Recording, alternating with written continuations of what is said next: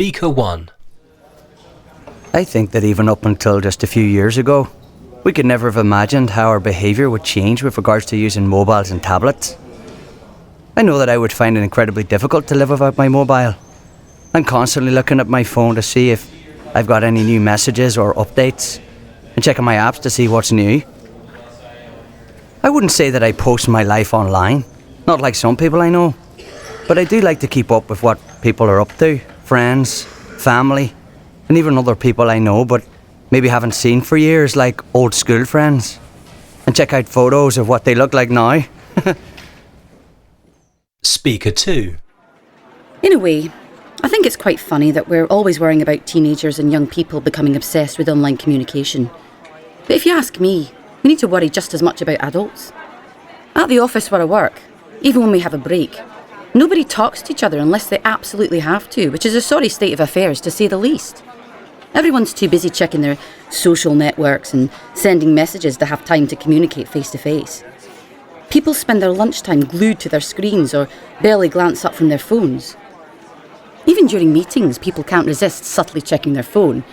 And what really irritates me is when you're trying to talk to someone and they're more interested in looking at their phone than paying attention to what you're saying, even though you're right in front of them. Phubbing, I think it's called. Speaker 3. I was listening to this discussion on the radio the other day, talking about online communication, and they were talking about FOMO, or what was it? Fear of missing out, which apparently is a kind of modern-day psychological syndrome which we're affected by because of our obsession with online communication. Basically, they were saying that the reason why people feel that they have to be connected 24/7 and communicate everything they're doing and keep up with everything that other people we know are doing is down to this fear of missing out. We're worried that everyone is having more fun than us or doing something more exciting than us. They also said that because we're spending more time communicating in the online world, we're losing the ability to enjoy the present. Speaker 4.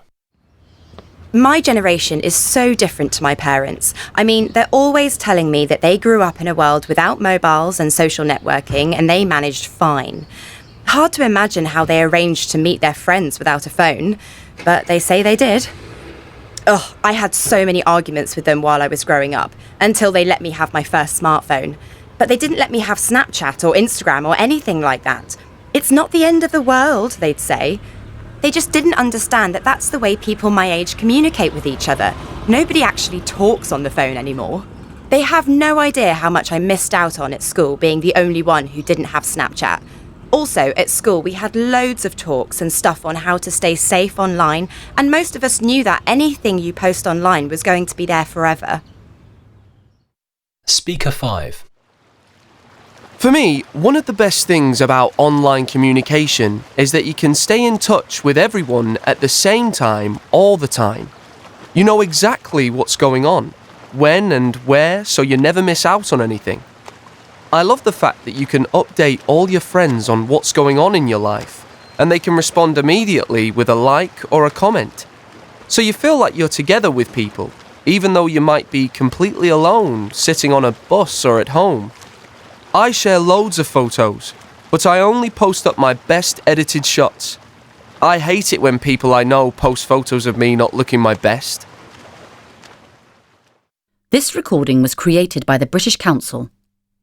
To find more English language learning material for teenagers, please visit www.britishcouncil.org/learnenglishTeens.